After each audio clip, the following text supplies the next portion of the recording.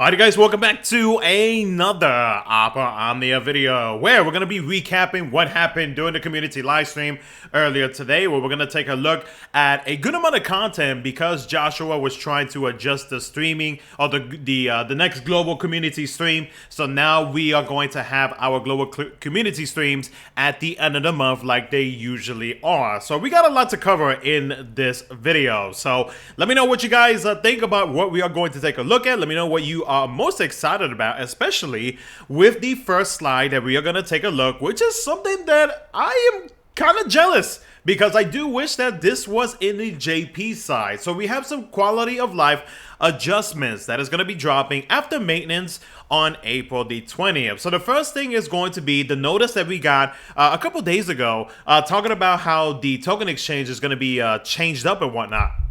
So basically, this is what it's going to be. So the daily tokens and token exchange, you can obtain the daily tokens from the daily login bonus, the daily missions, and the hunts.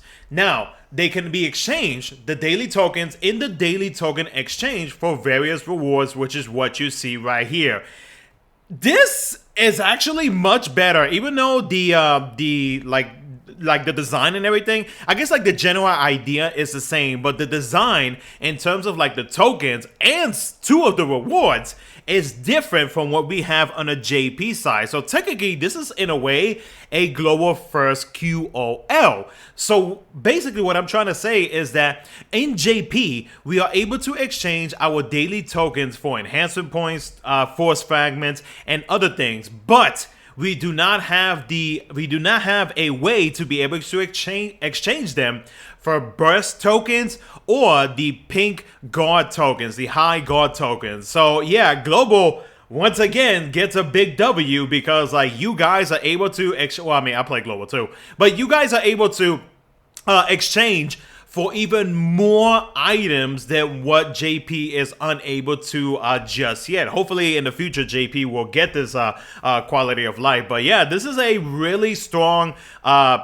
like change, and in my opinion it's going to benefit a lot of free-to-play players as well, because like you have so much more that you are able to exchange depending on what it is that you are wanting to get. And the thing is, just based off of the image here, unlimited burst tokens, unlimited high guard tokens, force fragments, the force fragments and enhancement. Well, no, the force fragments is unlimited too, and JP it's not. There's a cap in JP. So yeah, another W for global. It's a really strong quality of life update. And if you do purchase premium Mog Pass, you do get more daily tokens. Now, we do not know the amount that we get per day. We're gonna have to wait till maintenance is over and then we'll find out. But yeah, a really strong quality of life update. I think a lot of players can really appreciate this. This is gonna be a big help for many players. The other thing is going to be the total reward screen. So this right here, which is the image on the right, is the new rewards button added for each event/chapter, and in tapping it will give a summary of rewards obtainable for that event, which is a nice quality of life update for those who are curious, instead of like having to like scroll through like all of the missions and everything to try to figure out exactly what you can get from said event. Next up is going to be Transcendence number 14, which drops on the 21st. With that, Kurasame, he is going to be getting his BT and his FR. We do have the limited time gem plus costume bundles. We also have Cid Raines return with his BT and his FR. Now, Cid Raines is going to be getting his FR boards, and then when it comes to rework and FR boards, Kurasame is going to be getting that. The other thing that I do want to talk about in this slide is going to be the single challenge, which is a new quest type. Now, for those who have been wondering, why is it that we have been getting, I guess, like for what I've seen in the comments, like some players have been saying that this is like a global shap, but it's really not. Basically, what this is that this single challenge, you are able to just clear this event. You have to do it multiple times with the featured character to get the points, so that way, as you build up those points, you start getting the rewards, which is going to be a lot of tickets. From what I remember, and you take this with a grain of salt because I cannot fully remember, we do get roughly about 200 plus tickets.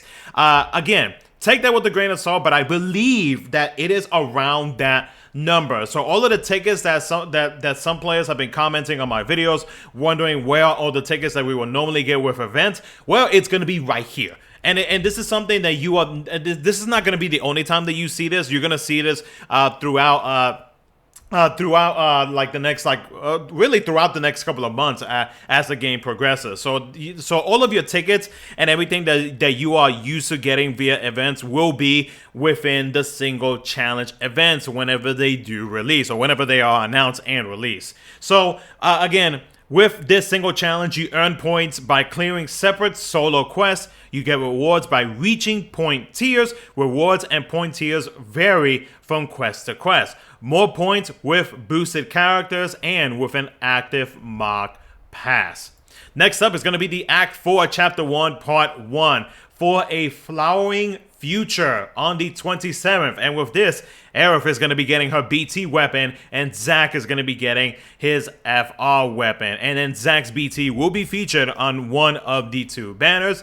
Both characters, or both FRs, will be on each of the banners. Zack is going to be getting his force enhancements. And then when it comes to Aerith and Zack, they are both going to be getting a rework and their force boards. We will be having the limited time gem plus costume bundles. There will be a co-op up to Shinryu, so this will be the next Shinryu co-op, and that's about it for this slide. The next thing is going to be the May Fair and the return of Dare to Defy number 3. So with the May Fair event, we do have 12 free multi-draws on select banners. We do have Chocobo panel missions, 2x Cycle Quest rewards, and character appearance with a triple effect support item sale. Now when it comes to Dare to Defy, so Shinryu Quest with character lockouts. Take on Shinryu Quest based on this month's events, event bosses, and more. New quests and character boosts added with each event. Character boosts will apply to the previous quest when added. For certain Dare to Defy quests, clearing to perfect will clear their corresponding event Shinryu quests if unlocked and still available. And new, their use featured character without a friend support mission. You'll be able to earn high power stones and force stone fragments based on the number of simultaneous. Wow, I could not pronounce that for the life of me just now. For the amount of perfect clears that you can get, I'm leaving it in the video. I don't care. 2 Dare to Defy Oni quests and campaign draws with both free first multi-draws on both banners. The first one will be featured on May the 11th, and the second one will be featured on May the 23rd. And if you do get a perfect clear on all of these 7 Dare to Defy 3 fights, then you will get the exclusive badge that you see on the screen, which is a nice looking tail. Next up is going to be the Act 4, Chapter 1, Part 2, Dining Dialogue, which drops on May the 2nd. And with this, Quina is going to be the brand new character for the month of May. We also have the return of Camel Nuts, and then both Cam's FR and Quina's FR will be featured on both banners, and both banners shall have a first free multi-draw. There will be a single challenge as well attached with the Part 2 story release, where we'll be able to get some gems, some BT nuggies, and some BT pages, and there will be limited time gem plus weapon glass bundles. Next up is the Intersecting Wills for Paine that drops on May the 8th. With this, she is going to be getting her FR and her BT, and then Tita's BT along with his FR are going to be reran. Both Tita's FR and Paine FR will be featured on both banners. There is going to be a free multi-draw on both banners, and then when it comes to reworks and FR boards, Paine shall be receiving all of that. There will be a token challenge alongside with our Intersecting Wills. There will be a co-op up to Lufenia where you can get all of the goodies that you see on the screen. Next up is going to be, which I consider to be one of the worst, 6 Warrior Quest, Area 5 on the 15th of May. With that, Balthier, wow, I can't pronounce things correctly today. Balthier's BT is going to be dropping alongside with the Twins FR. Now, the Twins BT is going to be featured on one. Both FRs are going to be featured on both banners. There will be a free multi-draw on both of those 2 banners. And then when it comes to reworks and and FR boards, my lord. Balthier and the twins shall be receiving all of that. There will be a single challenge quest where you will be able to get some tickets as well.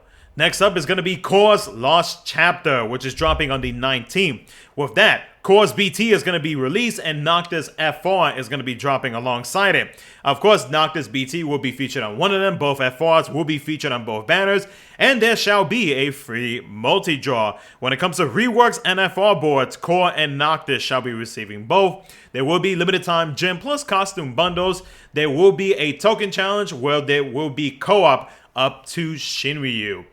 And finally, we have the World of Illusion Spiritist Shiva. So with this, Edgar is going to be getting his BT and his FR, and Luna Freya, her kit is going to be reran, with her BT being featured in one, and then both FRs are going to be featured on both banners, and there shall be a free multi-draw on both of them. When it comes to reworks and FR boards, Edgar is going to be receiving that. Edgar is also going to be getting his new outfit as well.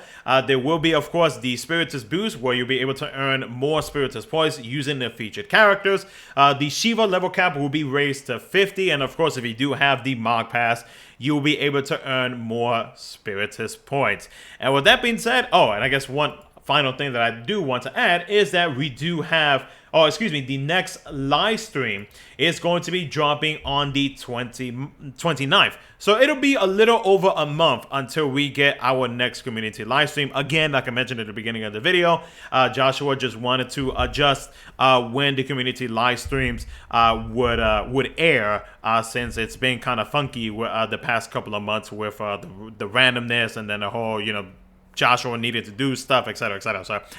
So, yeah, so the next stream will be on the 29th. So, but other than that, though, guys, that's pretty much going to be it for the video. Let me know what you guys think down in the comments below. Let me know what you are most excited about, because this is definitely going to be a very heavy pulling week for many players here in the next couple of weeks. Thank you so much for watching, guys. I'll catch you guys in the next one.